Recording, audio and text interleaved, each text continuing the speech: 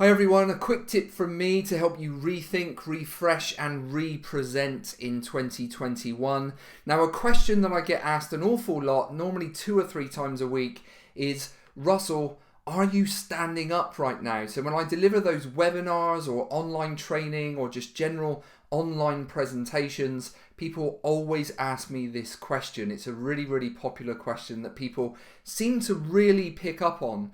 And of course, my response to that is always, yes, absolutely, I am stood up. I would never ever dream of sitting down to deliver a presentation, whether that be in person or, of course, virtually. So I want to talk about my reasons why I believe we should all stand and deliver when we're delivering virtual presentations. And I want to introduce you to this rule. 7:38:55. This isn't something that I've come up with myself. You may have seen it before if you've read any books about communication, but this was created by Professor Albert Mehrabian from the University of California, I believe, way back in 1971. And 7:38 and 55 represent the different percentages of communication that we can get across to our audiences. Now, it's really important that we know about this because I'm pretty sure by the end of this video, you will be wanting to stand up when you present. So let me explain why. With the help of my wonderful assistant here, I want to talk about exactly what the 7:38 and 55 mean. And of course, the position of those is probably giving the game away a little bit. So let's dive on into 7% first of all. Now, 7% of our communication is just spoken word. And you might be surprised by that. You might think, wow, it's just the words we use are only 7%. That's really interesting. Now, of course, the words that you use are really important, and I would suggest that you always plan your presentations beforehand. I like to write scripts just to help me really kind of wordsmith my presentations really nicely. Make sure I'm selecting the right words and that I'm not waffling too much is always a good thing. But the words that we use are actually not as important as how we say them. So 38% represents, of course, tone of voice. So this area here, this throat area, tone of voice, this is where our high tones come from when we want to emphasize certain words. Now, this is really important to think about because, of course, if we sit down to present like this guy is doing right now, we end up with a curve in our spine.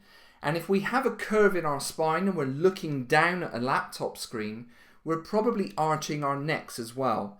And if we arch our necks, we're actually restricting our larynx area. So that's the voice box area that we project our tone of voice from. And we don't want to do that because, of course, if we do that, we could be losing out on 38% of effective communication to our online audiences.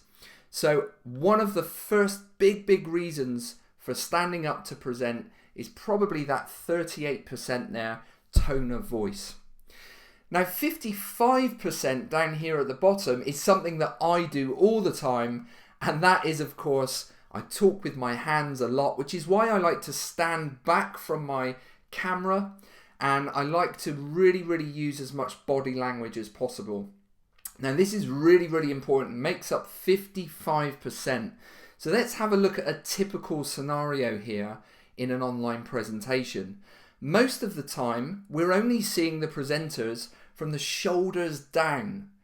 And that means we're losing 55% of how they're communicating to us. So if you're doing that in your online presentations to big audiences, you're not giving them as much communication as you could. And that is a big mistake. We want to try and engage people as much as possible. But look what happens when we stand up and we just move back from the laptop, from the camera. We see the hand gestures. We see more of the body. We can communicate more. And of course, we can then get 55% from body language. 38% from tone of voice or good tone of voice, and of course we've selected the right words, and that should mean that we are actually presenting to our audiences 100% effectively. They will remember us for all the right reasons. We don't want to lower any of these numbers if we can help it. So I use a standing desk in my office. If you don't have a standing desk, there are loads of different things that you can do. I'm going to post a few more examples of what I do in the comments on this video below. If you want any advice at all on how you can set up your own environment to be standing when you present, kind of pitfalls and things like that to look out for, just direct message me on LinkedIn or on YouTube and I'll get straight back to you. I hope you found this useful. Please share the video, like the video, and if you're watching it on YouTube, please subscribe to the video and to our channel as well. Thanks very much, take care, and I'll see you next time.